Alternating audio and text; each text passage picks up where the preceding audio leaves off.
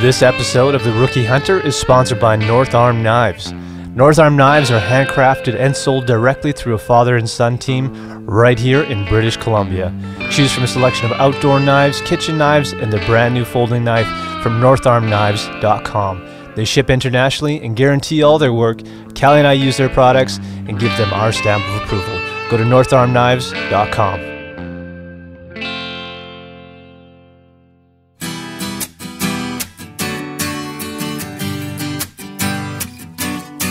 Hey guys, welcome to episode 36. Hope you enjoyed last week's 2 episodes. We had a great chat with Hank Shaw and also Rachel Attila, and her podcast is actually going to be available on the 21st, so that's just a couple days away here. Today on our podcast, we've got Jesse Zeman. He works with the BC Wildlife Federation. That's a name that we mention quite often on the podcast. This is the last of our 4-part series on the BC Interior Sportsman Show, which wrapped up a couple weeks back here. We had a lot of fun being involved with that on the Saturday show as the MCs. So thanks to them for having us at the Sportsman Show this year, and we hope to do it again next year.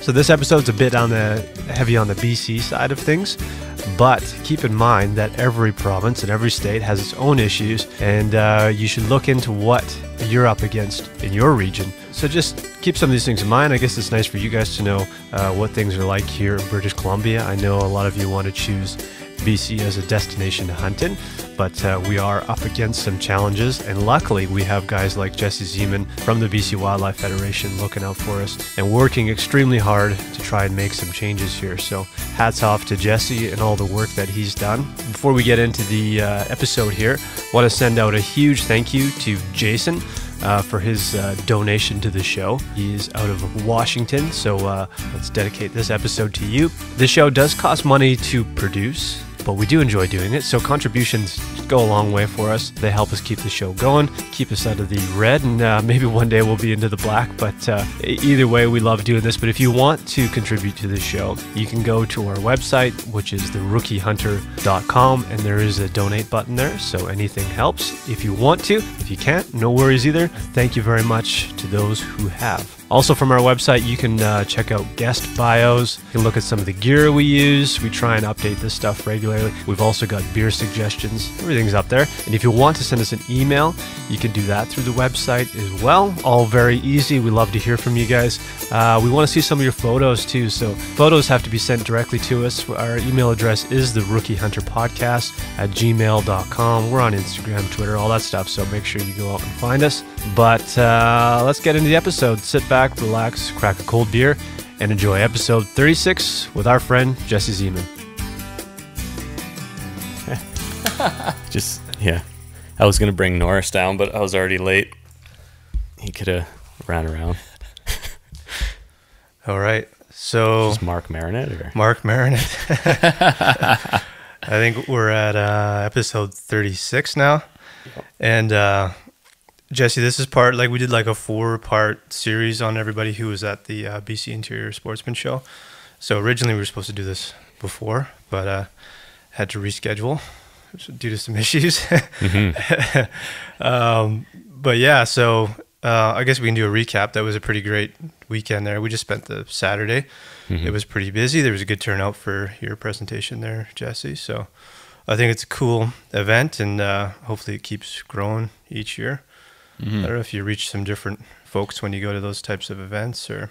Yeah, I think so. And to have it in the Okanagan where we have so many people who are into hunting and fishing, and for sure, I think it's a great venue to kind of get everybody in the same room and talking about the issues and kind of just out socializing. It's pretty neat. For sure. Yeah, I noticed some folks were walking around just checking out the other exhibits, and then they would kind of look over and you'd say something that catch their interest, and you're kind of like the crowd was getting bigger and bigger as you talk, right? Yeah.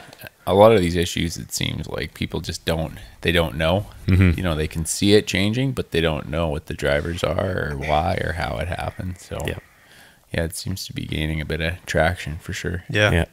Before we get too far into it, you're the first guest to come on twice, so some people know who you are, but just maybe give us a quick intro of who you are and what you do. Sure. I'm, I guess now with BC Wildlife Federation, and lifelong grew up hunting and fishing in the Okanagan and all over BC, and kind of something that's near and dear to my heart and my family as well. My wife's a big hunter angler, and a couple of young kids that come out on our trips with us, and nice. Hopefully at some point they get to go out and enjoy that too. Cool. You got a brand new one. Yeah, a month old, just over a month old. So nice. Sleeps at a premium, and lots of travel with work right now. But lots of fun. Can't wait to get her out. We're hoping to go out to the island, do some salmon fishing here. Nice, cool. Couple months, get her out on her first ocean trip. Nice. Just start them early. Eh? Yeah. Cool. That's great. Yeah, I think if you come on 5 times, we give you a green jacket or something like that. Yeah. Perfect. So you've been over the last month or two traveling all over, putting on town hall meetings throughout the province. Yeah, we started, I guess, in March, and just going around and trying to get engaged with people and talking to the public. It's been the turnouts have been, some of them have been great, really surprising, and a really kind of diverse crowd too. So we've had a lot of non-hunter, non-angler types, a lot of naturalists come out, and it's really great when you're able to talk at a provincial level and show these localized issues so that people all understand that we're all suffering from the same problem, and that if we work together, there's enough of us that we can drive change. But if we take kind of the historical approach where we all fight over it, then things are going to continue to slide. Yeah, for sure. I guess that's one of the main issues. I think that's the good part about the BC Wildlife Federation. Like, as a name, it doesn't really lean one way or the other. But as far as membership goes, is it mainly hunters that are signing up for that? Yeah, it's principally in the clubs. I mean, most of the membership is through the clubs. And so you have 50,000 members and about 100 clubs across the province, and a lot of them are hunters and anglers and conservationists. You have the BC naturalists, which tend to be a little bit not so consumptive use. But most of our members for sure are hunters and anglers, I would say. Are you trying to attract more non-hunters, or? I think in terms of the broader discussion, we want to all be on the same team for sure. Whether it's not a matter of taking over the world, it's a matter of let's make sure we're all on the same page, and if we want to join each other's organizations, then perfect, or if you want to become a member of the BC Wildlife Federation, that's great.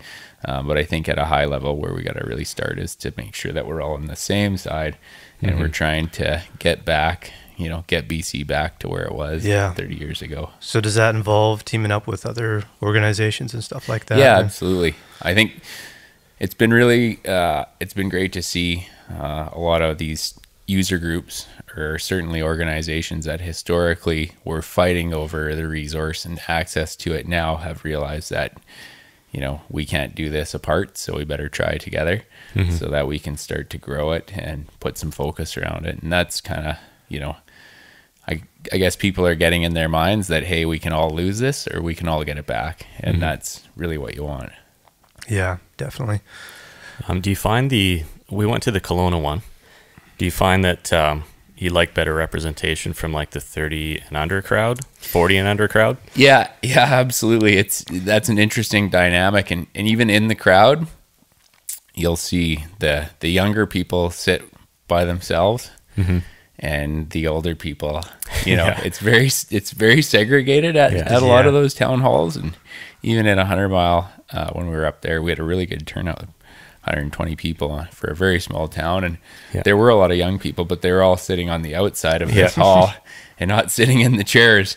I think it's I don't know, maybe I'm speaking more from a rookie perspective, but some of those older guys can be a bit intimidating, and I'm sure they're all nice guys, but I mean, some of them look like they just walked off the mountain and got off their horse, which is great, but some of them can be intimidating, I think. So. It is. It's a challenge, I think, all over North America, where you have these different kind of demographics, and I think we all have to be cognizant that we want people into hunting and fishing. We want young people and guys who don't come from a hunting background.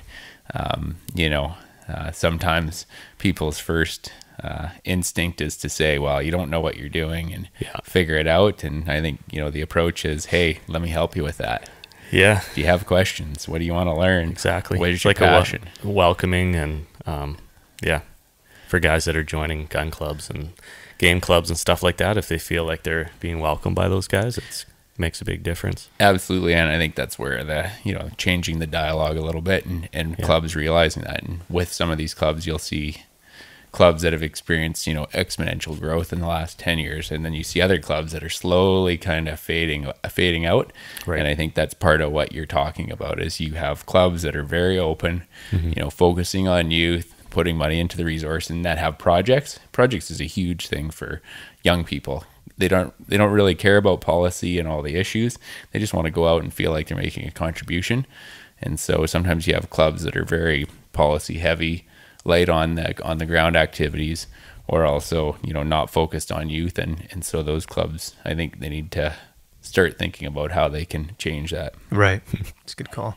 Yeah, you gathered a bunch of under 40 guys for one night, so it was kind of cool for us to see the contrast between that night we met up with you in a pub there and had a few beers and you did your presentation, and then to go to the town hall, which like you said was kind of dominated by older folks. But I think there's probably only a handful of guys around mid 30ish range, so it's interesting. And one of the things you mentioned too is that the older groups are somewhat stuck in their ways as far as this is how things have always been done, this is how they should stay, where the younger crowd is very open to whatever input you have and new ways of approaching these issues, because it hasn't worked in the past. We're not improving things to a certain degree, right? So part of it is, I think part of the recognition in this whole process is we have to come to the place where, look, we've been doing this for 40 years. We've been operating on a budget, on a shoestring budget. We haven't been getting, the core issues and the core kind of deliverables that we should be doing. We aren't getting that. Right. And so, why don't we have the money? Why don't we have adequate science? And that really comes back to, we haven't had people advocating for money and science in the past. And that's where it is. It's great to see, the younger people, when you go to these meetings, they're going, they're nodding their heads. They're going, yeah, this makes sense. This is the way it works in other parts of North America, and this is the way it should work in BC. And you certainly see that with the non-hunters and anglers too, right?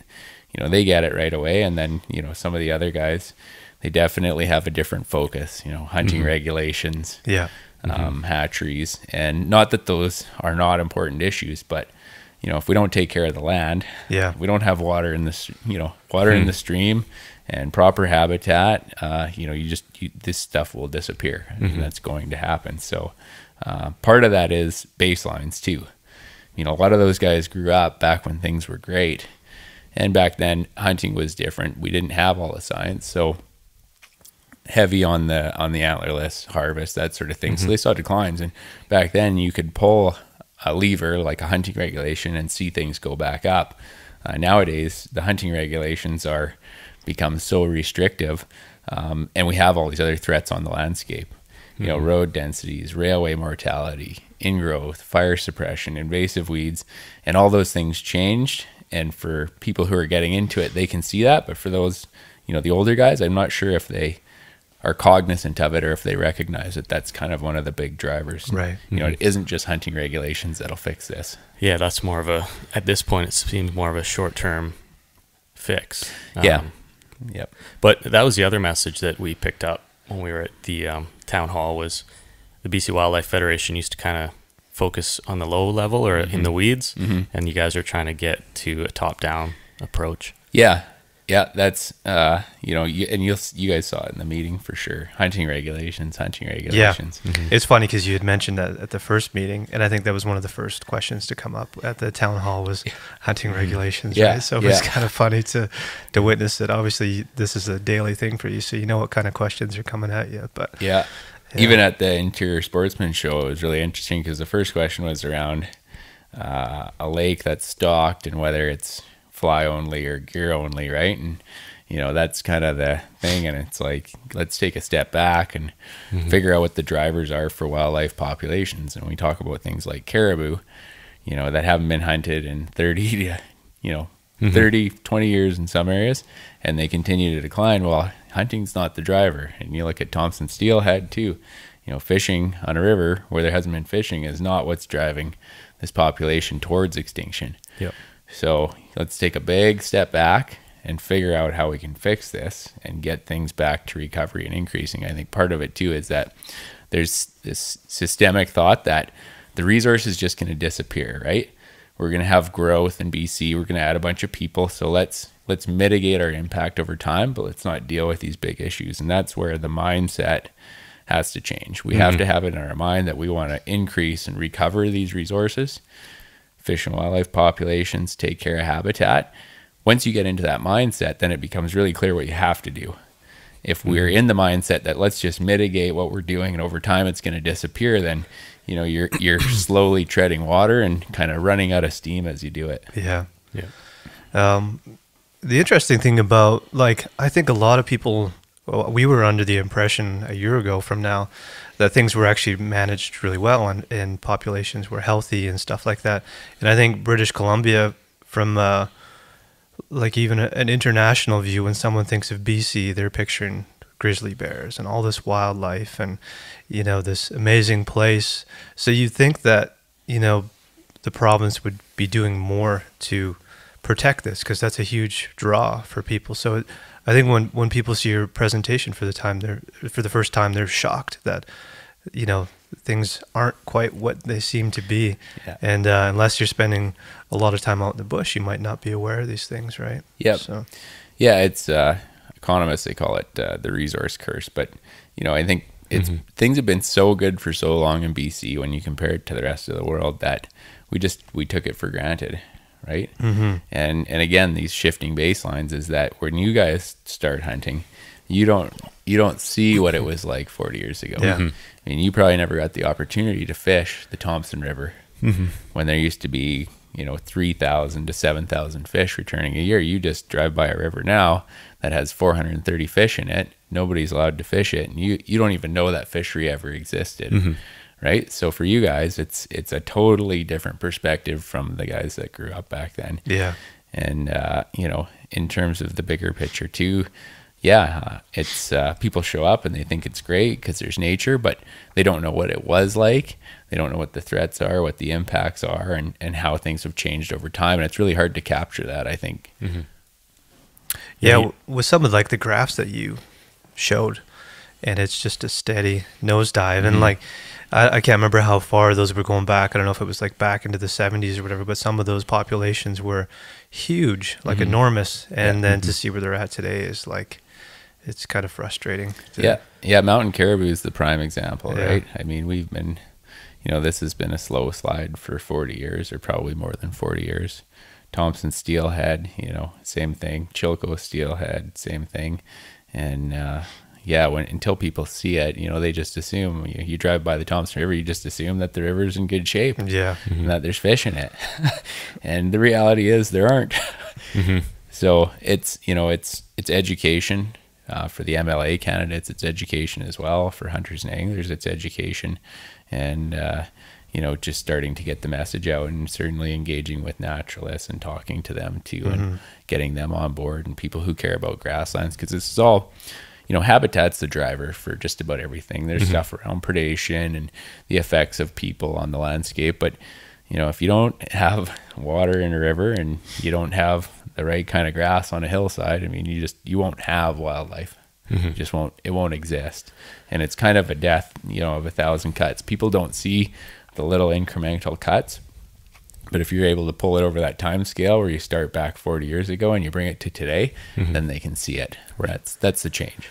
Yeah. You also mentioned, if you go across the invisible line, which is the U.S. border, and then you look at Idaho and Washington and Oregon and all these places, that's kind of a different story. So how does it look on that side? Yeah, absolutely. Well, the funding is the first big driver, is that they have significantly more funding proportionally and across the size of the jurisdiction. And of course, when you have money, you can have science. And when you do science, you make informed decisions, right? You know what the threats are, you know where the bottlenecks are, and you can manage for them. And in BC, right now, I don't think, that we're making informed decisions around kind of resource use and extraction, and there's unintended consequences to those, and usually it's wildlife that suffers. And it's not, it isn't overnight typically. Mount Poly was overnight. People could see that. They reacted to it. But watching steelhead vanish from a system over the course of 30 years, nobody saw that, right? You don't see all those fish dying. You don't see a dam sliding into that river. So over time, you just, people don't catch that this is happening on the landscape unless it's right in your face. And that's where kind of the conservation, it feels like the definition nowadays is let's just make sure it doesn't disappear overnight. We know it's going to disappear over time, but let's make sure it doesn't happen in one night. And that's where people have to look at the bigger picture and the longer term view. Yeah. So just as a comparison for folks that maybe haven't seen your presentation, can we rattle off some numbers between Idaho and BC? Sure. Yeah, it gets really complicated, but basically, BC's Fish and Wildlife Branch, which is the agency that typically deals with, things that people catch and they eat and things people hunt. BC is probably around $34 million with the various kind of dollars that are surcharges and that sort of thing. And Idaho right now is, I think, around $106 million is what their Fish and Game Branch gets. Right. And so Idaho is a quarter size of BC, has kind of maybe half of the hunted and angled species. So, proportionally they're investing, an order of magnitude more in dollars. That's the reality. Yeah, it's crazy. So what are the things that they're doing to get these dollars that we're not doing? Yeah, so they have dedicated license fees on hunting and angling, and we now have that on angling. We don't have it on hunting, and then a lot of their dollars also come from this Pittman-Robertson and Dingell-Johnson Act, which are excise taxes on basically on hunting and fishing gear, which is huge. It's nearly $1 billion a year in the States, which is redistributed. And we also talked about hydro compensation too, right? So the Columbia Basin covers a little bit of Canada. About 30% of the Columbia Basin is in BC, and then 70% is in the States. And this is huge dollars, right? So in BC, we put up a few dams. Our compensation is around $5.8 million a year. That's what's supposed to go back to the resource to help make it better in areas that we haven't nuked through dams and reservoirs. And in the States, where they have about 70% of the Columbia Basin, they have $534 million a year. It's crazy. Yeah, that they're spending. 5.8 for in BC, which is that probably disappears pretty fast. Yeah, and if you and the challenge in BC too is if you look at what that money's spent on, a lot of it's spent on monitoring, inventory, invasive species, which are all things that are core, responsibilities of government. Right. And so compensation, the concept is you take money, you make things better outside of where you put in a reservoir. We're actually just spending that money to watch things disappear. And in the States, what you see is they're spending money on, creek enhancement, getting fish around dams. They're putting salmon back where they haven't had salmon for decades. Wow. And we aren't doing much around salmon in that area at all. Yeah, one of the stats that stuck with me was BC spends about $7 a year per person for the Fish and Wildlife Branch. For Fish and Wildlife Branch, and then places like Idaho are paying like $60 a year, or something. So it's not just based on the size of the population; it's right down to the per person. Yeah, they're spending an order of magnitude on just about everything, and the thing with BC is that we know it's more biodiverse. We know that we have more and different kinds of wildlife. We know that we're a bigger jurisdiction, and we know that we have more issues because currently our crown land base is probably 94%. A lot of the states, public land makes up half, maybe more, maybe less. Right. So you're managing a landscape that's 4 to 5 to 6 times the size of some of these places. That's all public land, and is far more diverse, and you're throwing, pennies on the dollar at it. So, if you don't have money, the expected outcome is that over time things disappear. And I think that's where we're going. Yep. And one of the things you mentioned too is like ecotourism doesn't even put anything back into the resource, which it seems like a no-brainer to me if that's what you're profiting from, and that's what your livelihood is, then you should probably be putting back into it to preserve this thing, right? Mm-hmm. Absolutely. That's that's another BC thing, but Yeah. There's a lot of industries that have tenure. They pay tenure, of course, Right. but that money's not going back to conservation. And really, if you want to take care of this, and you want people to have a vested interest, right? If you want logging and mining, heli skiing, Yeah. ecotourism, bear viewing to have a vested interest in this resource, they should be paying directly into conservation. Mm-hmm. That money should be going back to make sure that it's there for future generations, because the alternative is that if you aren't paying anything and you aren't accountable to this resource, of course, over time, it's going to disappear. Yeah. You aren't going to act in the best interest of the resource if you aren't accountable to it. And that's kind of a fundamental flaw that we're living right now, but hopefully we can change over the long term. You think that is something is it on the table right now for discussion, or?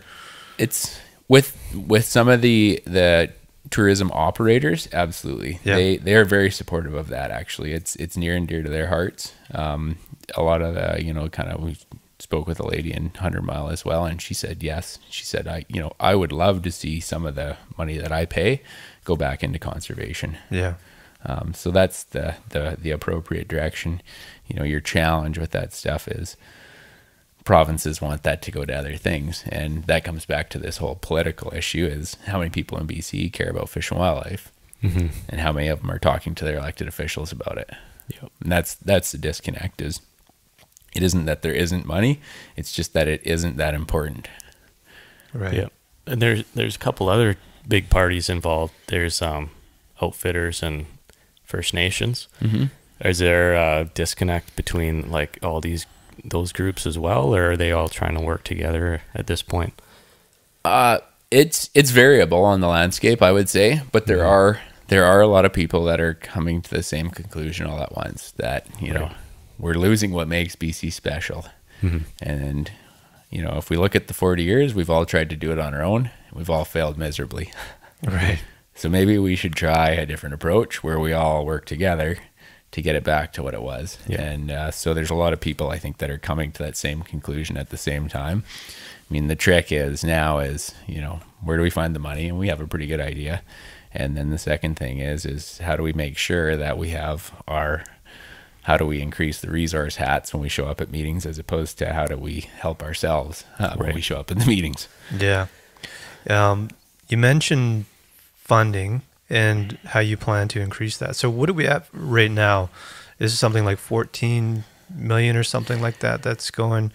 We figure it's about 34 million between all the different, your Okay. Habitat Conservation Trust Foundation, Freshwater Fisheries Society of BC, the Fish and Wildlife branch with the provincial government and regional. We figure it's around 34 million. It's really challenging to put all those numbers together because of the way that the branch is structured currently. It's disconnected between headquarters and regional. Mm-hmm. We figure it's about $34 million. On the hunting side of things, out of, let's say, $14.5 million in license fees, about 2.7 of that goes to Habitat Conservation Trust Foundation.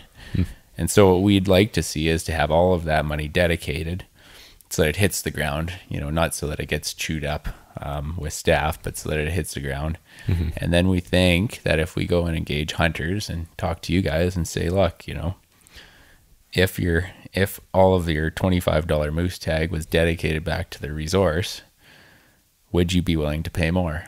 Mm-hmm. Would you be willing to pay, I don't know, $35 or $40 for a moose tag if we could put it back into the resource and start increasing some of these populations? Yeah, for me, it's a no-brainer, but I know it's a different situation for everybody.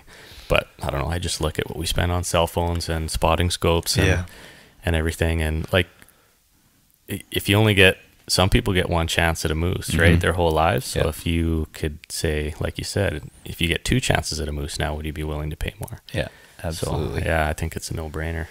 But so right now, that the 2.7 million is going to the Habitat Trust Fund. The other remaining 11 million is going to the general revenue. General revenue, and then government could rationalize and say some of it comes back to pay staff time and all the rest of that, which you could make that equation. But at the end of the day, the results aren't there.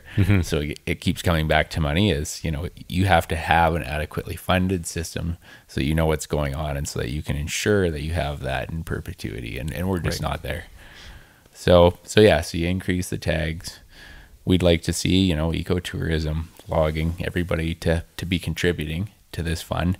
And then what we've said, and this is where there's obviously some contention in the public eye, is if we move this at arm's length, this applied side, then we can leverage those dollars, right? And so the examples are Ducks Unlimited, the Nature Trust, the Habitat Conservation Trust Foundation, effective conservation organizations or agencies or bodies. They can go out and turn $1 into $3 or $4. Right. That's what they do. And we know that if we give the government $1, we'd be lucky to get back 3 or 4 cents. Right. It just isn't who government is. Right. They're just not good at leveraging dollars. How are they doing that? Is that like just everything from t-shirt sales to... It's collaborations a lot of times, right? There's a whole bunch of pots of money around conservation, kind of purchasing land. Yeah. Also getting people involved to do in-kind stuff, and that's huge too. You see that in a lot of communities when we do salmon projects, where the local hardware store will give you stuff at cost, or they'll chip in part of their budget, right? And typically, again, government struggles with those sorts of things. Right. They're just not good at that. And so that's where you get all this value added, and then you also open the door if there's people who are kind of the philanthropist types. They want to throw it in their will, or they want to throw $1 million or $2 million at this, then you have the opportunity. I mean, you don't very often see very wealthy people give government $1 million or $2 million. Right. True. It just doesn't happen. That's a good point. Yeah. Yeah. And there's lots of folks with deep pockets out there. So it's just finding them, and you have to have a venue, a place for them, and this is a big thing in charities. It doesn't matter what, if you're in conservation or dealing with welfare around people. People like to see their money hit the ground, and that's another challenge with government, is getting money to the ground. It's really easy to suck it up before it makes it to the resource. So that's another kind of plus behind all this. So with that concept, if you move it at arm's length, and if it's built properly, then all these people can work together to increase the resource, and these people who really care about wildlife, who have money to donate, then they can do that. And under the current platform, I guess, that opportunity doesn't exist. Yeah, interesting. It's not good. What's the solution? I mean, it's one of those things, and I know there's definitely a lot of stuff on social media and people kind of chastising this concept and worried that this is a privatization. What are some of the main questions you're getting regarding that? We aren't getting many questions. Just getting nasty emails typically. But in terms of the legislative side, I mean, the government doesn't have the ability to give up the Wildlife Act. I mean, that ability just simply doesn't exist legally, and so what people are concerned with is that this is some sort of privatization of wildlife and that sort of thing. And the intent is, or the question is, how do we generate money for conservation? That's the question, right? And how do we turn $1 into $4? And we see this as, get the money dedicated, go back to the people who are buying licenses and tags, ask them what they're willing to spend, get the other users, the other people who make money off of the land to kick in, and then move it at arm's length and go out to the public and say, look, here's what we're going to do in this area. We want to do ecosystem restoration, or we want to do a project, or we want to a million different things that would help fish and wildlife. Are you on board with that? Do you want to chip in? Do you want to come out to this project or this streamside restoration or whatever it might be, to get people out? And then the other thing that flows from that, and this is what's missing, is a lot of people feel like in BC that they don't own the resource, right? Unlike the States. Yeah, exactly. Yeah, totally. And like you two guys, I mean, you have just as much say as anybody else in the province. You really do. And a lot of people are very jaded with the current trajectory of fish and wildlife in BC, and they're kind of jaded with the long-term change.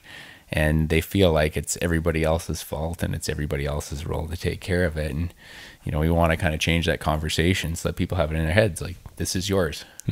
You own this. I think so come out and take care of it. Yeah. One of the things they've done really well in the States is with the whole public lands thing, is even like the shirts and stuff that you see guys wearing that says public landowner, which it kind of, you know, brings it all home for people when they realize, okay, this is ours and we should fight for it.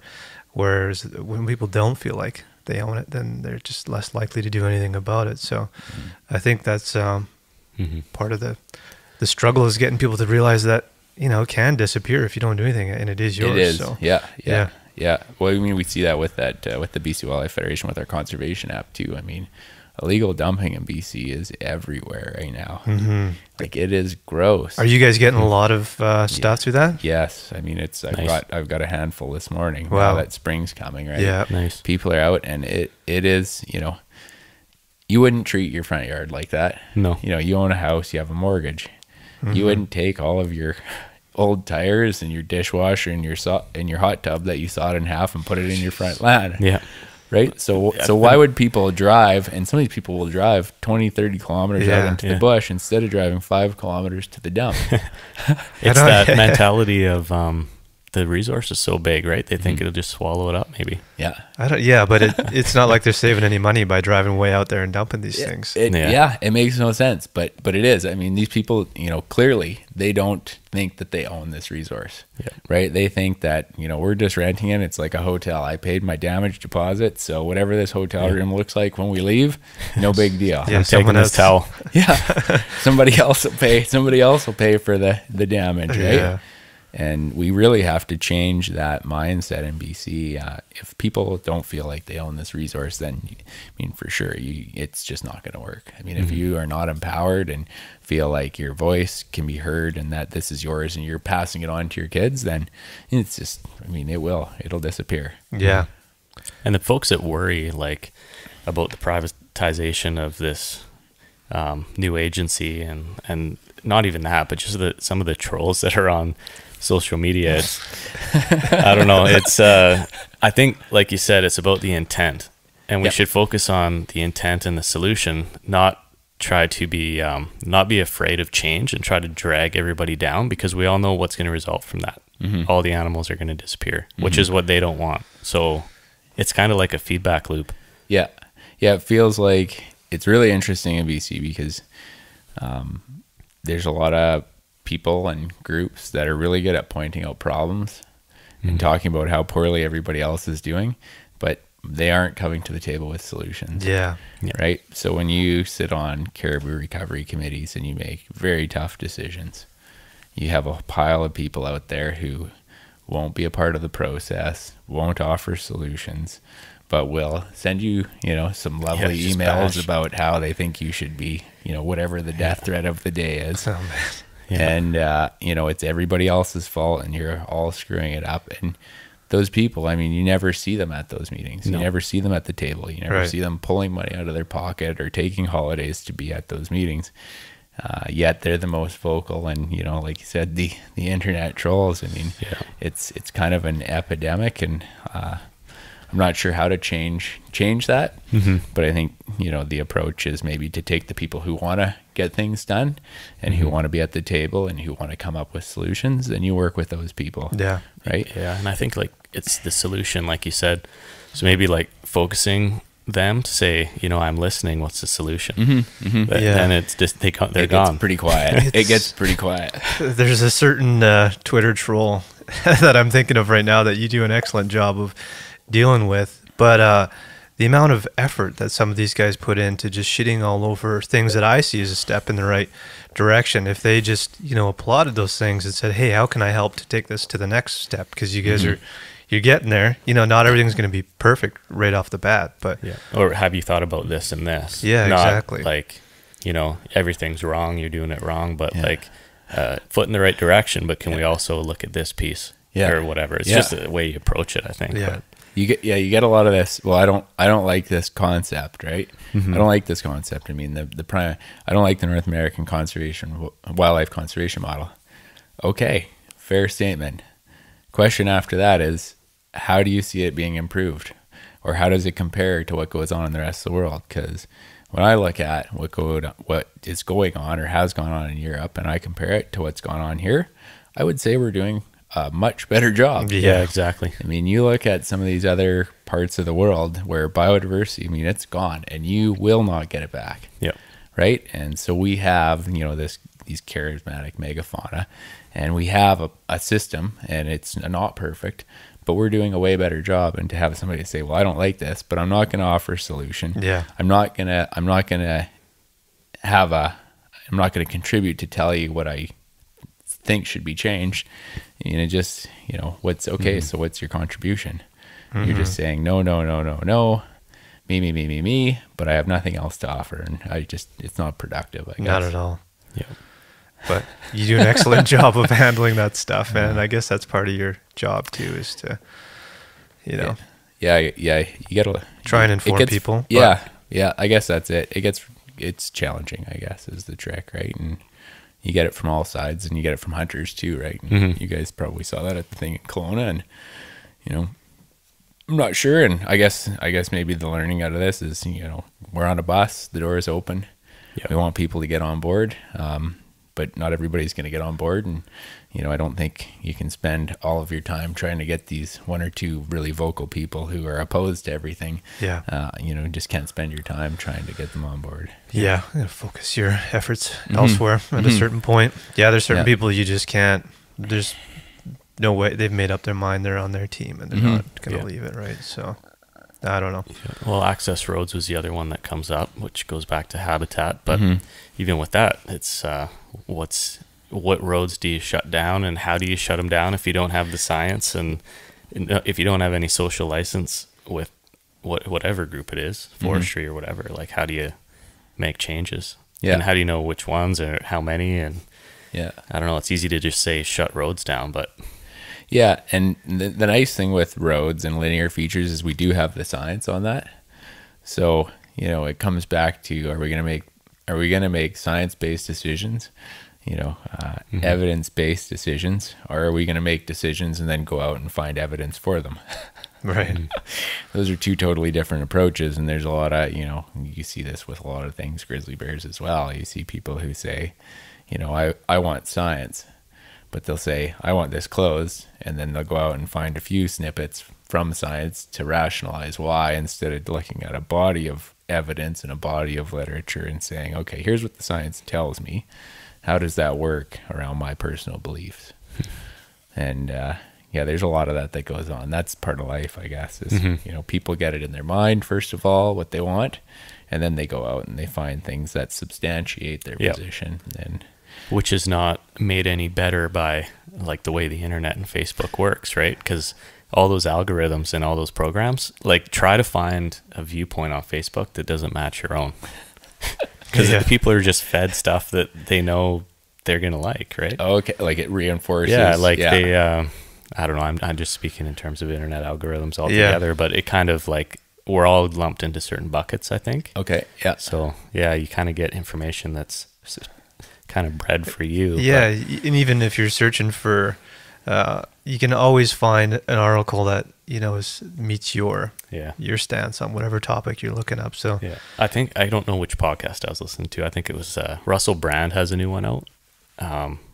He's quite political, but I think he had a guest on there, a doctor from England or something like that, and he was talking about how, like, the push to individualism since the 60s and the 70s, but it's kind of ironic now that there's a bunch of individuals with a voice, but at the same time, because of the way the internet's set up, you know, you're kind of still lumped in a bucket, and people know how you're going to react to certain information ahead of time.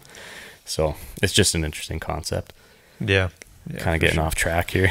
It makes sense though, and that is real world, especially around the management side of fish and wildlife, for sure, because you have so many different diverse beliefs, for starters, and then you get into science, and yeah, for sure, you see that every day. You live it, for sure. I mean, it's you know, that's where it'd be nice to pull that back and say, hey, you know, what do we want this landscape to look like 50 years from now? What do we want BC to look like? You know, how many grizzly bears do we want to see? How many wolves do we want to see? How many mule deer do we want to see? And start charting a course to change, you know, or to stabilize or to make it better over time. The challenge, what people will jump to immediately, well, is how many of each. right? And I don't want to see this and I don't want to see that. And, the question is like, do we want to see everything or do we want to see nothing? That's kind of the way where my head's pointed right now is, we can all try to figure this out and chart a course together. Or we can, again, keep doing what we're doing, and we're on a pretty slow but steady decline. Yeah. Yeah.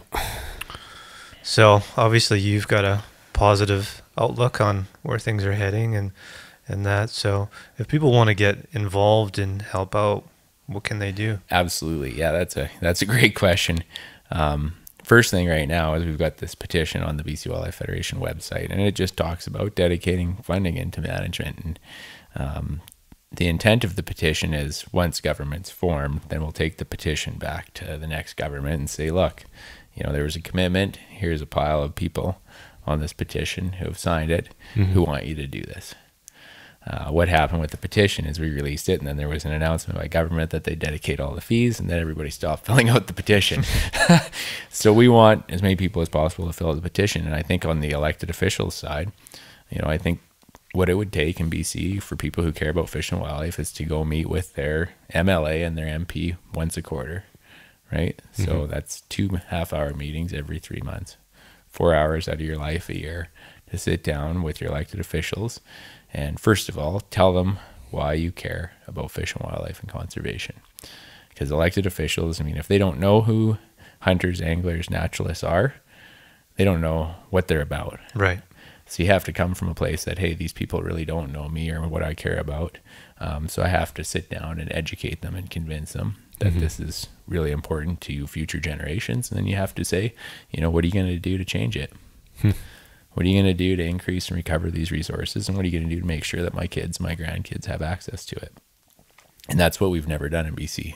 Right. And that's what the guys in Idaho and Washington and the guys at Backcountry Hunters and Anglers, they're doing a great job of that right now. For sure. And they have their elected officials twisted up in knots over it, right? They definitely do, yeah. Yeah, which is awesome. That's what you want. That's how you're going to take care of fish and wildlife in BC, and that's something we've never done. We've just, maybe we had it so good for so long. Yeah. I'm not sure, but that's all we have to do is if we have, 10 or 20,000 people. We've got 112,000 licensed resident hunters. We've got 280,000 freshwater anglers. We've got people who camp, people who go stay in BC parks, people who just like to go out and see birds.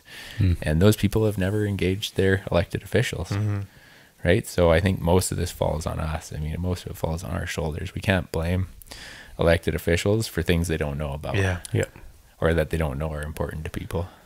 So if folks want to contact these people, the elected officials, then how do they find, the appropriate folks? So right now, you're coming into a provincial election, so you can find your MLA candidates. You would just punch in your city and say, find my MLA candidates or BC provincial election, and your riding will pull up and the names of those people will pop up. And right away you can find out who they are. And if not, if it's outside of this current period, you just punch in list of BC MLAs or list of BC MPs, and you'll find who your representative is and where they operate. And you can fire an email and say, hey, I'd like to sit down and chat with you about conservation. Right.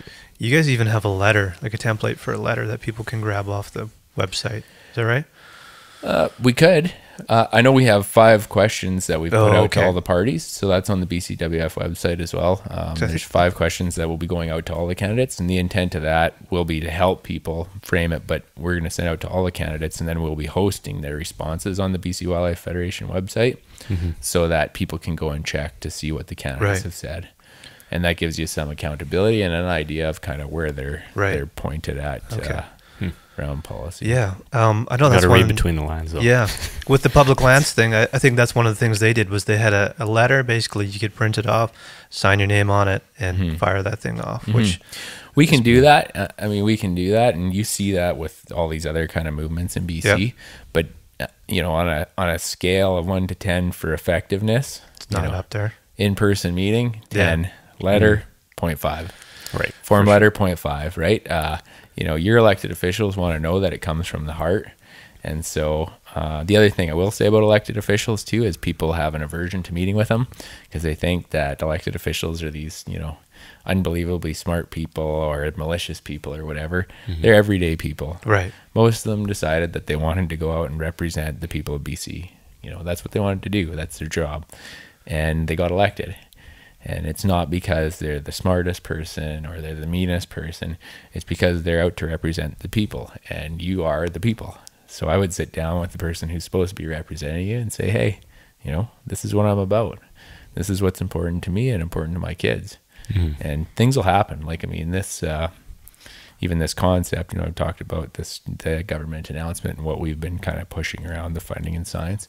I mean, that was really probably about 40 people in BC over the last year and a half, making a concerted effort to drive positive change for fish and wildlife. That's what we had in mind is, you know we're doing a really poor job. How do we change this?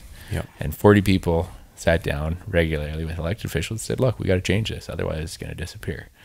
And so if we had thousands of people across the province doing that, I mean, you would have money instantly. We have a $50 billion budget in BC. And we are spending 0.06% of that on the fish and wildlife branch. 0.06%. It isn't even, I mean, that's not even decimal dust. That's past decimal dust. Yeah. So if people in BC wanted it and they wanted it recovered and they wanted it taken care of, they'd get it. We have the money to do that. It's just that right now it's not a priority, and it hasn't been a priority for decades in BC. Well, maybe we need to get some of those elected officials in the studio here and grill them on the mics. I think that'd be awesome. Yeah. And you don't even have to grill them, but yeah, just, you know, that's, you know, just talk to them. Yeah. And, people can put a voice to the name and get a feel for it that way. So I think that's an awesome idea. Yeah. I mean, this is a great venue for outreach and getting the younger generation engaged and for sure about the issues. And I think it would be awesome. But, you know, what you guys saw at that meeting in Kelowna too, is you kind of get the older guys who want to pound the table and yell at people and stuff. And I would just sit down and just be frank and honest, but nice to them, because they really are coming from a place of ignorance. Yep. You know, a lot of them, they really don't know these issues. They don't know how bad it is or how it's changed, because a lot of them aren't out there. They haven't seen it. They haven't experienced it. And, you know, you can't blame a person for not knowing who you are. Yeah. It's not their job to go out and find out everything about you. It's our job or our responsibility to go do that and educate them.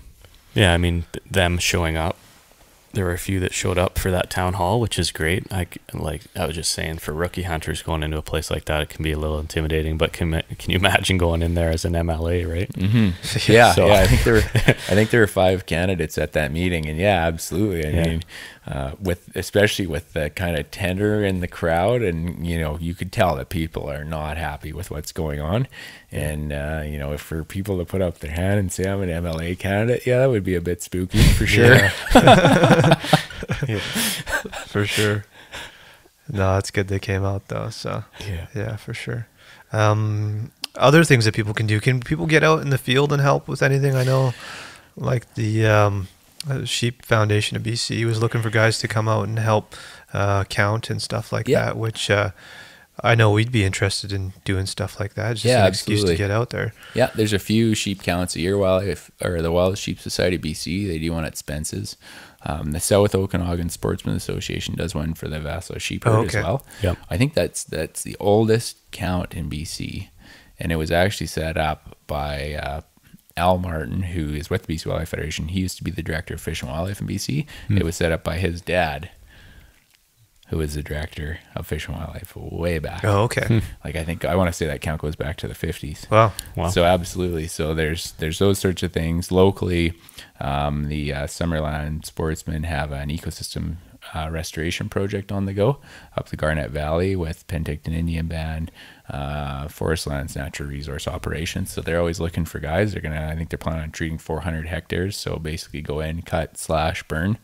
And then there's Grasslands Ecosystem Restoration Project going on across the lake in Bear Creek. I'm not sure kind of where they're at right now, but there are community kind of projects. And the creek what is it, Middle Vernon Creek that drains into Woods Lake. There's usually an annual cleanup there too. So it's So yeah, and that's part of I think the future too is making these projects more hands-on, and that is also something that government really struggles with because they're bound by so many different pieces of legislation that having volunteers involved for them can be really challenging. Okay. So another plus for moving at arm's length, because then you can set it up and you go to an insurance company and say, here's what we want to do. How do we get insurance for it? How do we make sure that people have coverage?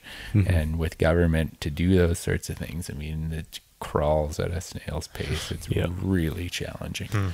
And you get more people when they know they own it.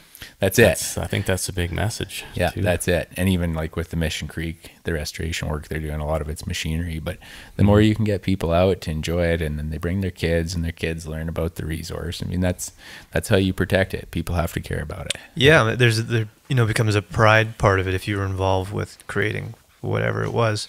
Then you're going to go back there even in 20 years and be like, yeah, I was part of making this come together. So I think that's probably the best way to do it, is to get people out there for sure. And I know we want to whenever we can. So the guys at Okanagan Forest Task Force, there's another one that are doing some really good work. I mean, it isn't glamorous work. They go out and clean up garbage, but they're doing an awesome job. So, and there you can contact them, no problem. They've got a website and stuff, and they do a ton of work in the Okanagan. Yeah.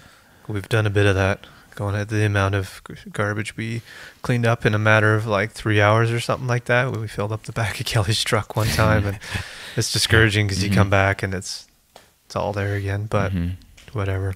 But that's a time, I mean, I think with the conservation app too, over time that'll start to change. Yeah, that's like good. As people, we've had, it doesn't show up on the public website, but there's, there have been a number of people who've been busted for illegal dumping where they've caught them dumping it out of the back of a truck or the back of the van. And there's one where it's actually a guy giving the camera the finger.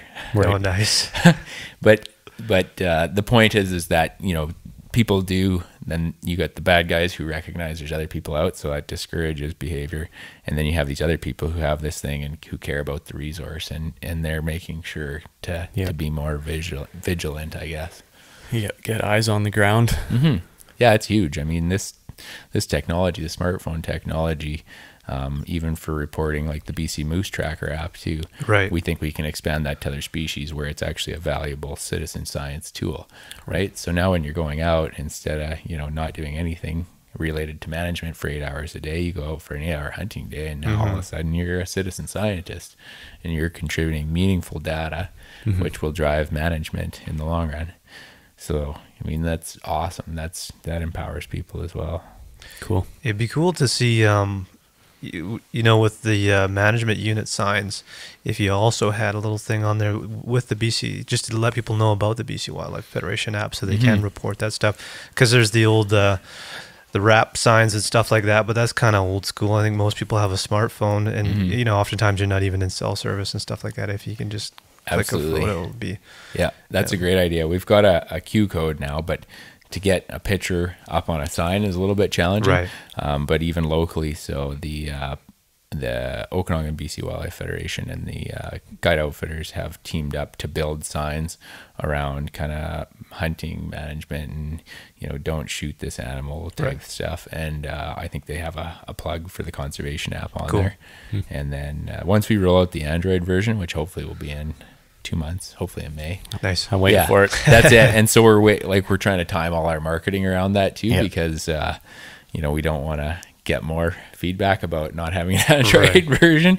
So we'll cut both of those loose at the same time and turn up the marketing for sure. Great. Cool. Excellent. Yeah, you guys will be out bear hunting by then, I would imagine. Yeah, we almost went out yesterday. I was here in the studio. Kel was at work. I'm like, hey, should we go for a bear hunt? So by the time I went and got a tag and stuff like that, it started getting pretty late, but we'll be out there pretty soon here. So awesome. Yeah. It was handy to just go online and buy my hunting license. Well, good. Yeah. Awesome. Yeah, that's another step. And even in terms of getting data on the back end, I mean, the folks in Victoria have worked really hard to get that. And, we're bringing it into the 20th century. Yeah, finally. At some point, we'll get into the 21st century. Nice. Yeah. I don't know. I haven't bought a species tag yet. I just got my license yesterday, but I think, did you buy one I did, yesterday? yeah, and I ended up with a booklet again. Oh, really? Yeah, Yeah. because they said they were sort of like stuck in between the two systems right now. Okay. And they didn't have the proper tags, so they ended up filling out another booklet for me.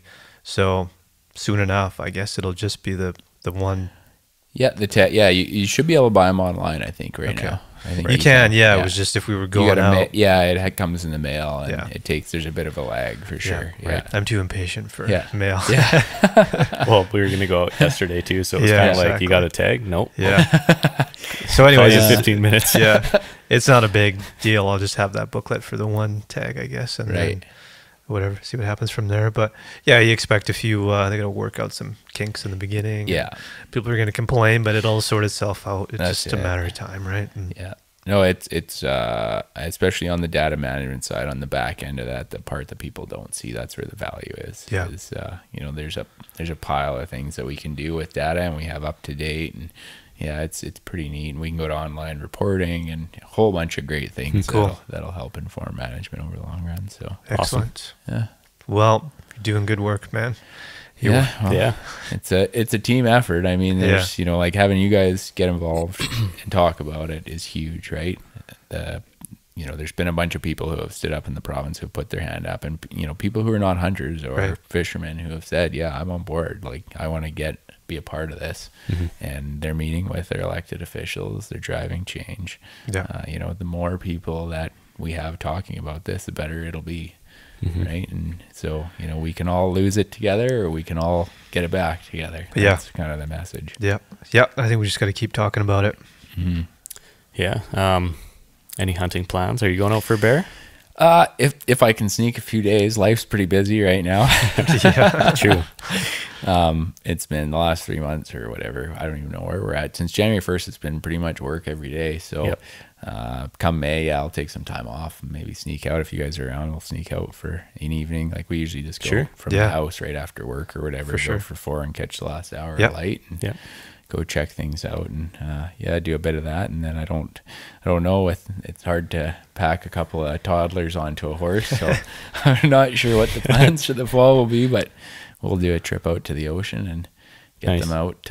Piper, her one daughter, she's been out on the ocean, done her fishing trips, but it'll be good to get the other one out and go experience that. And that's awesome. Yeah.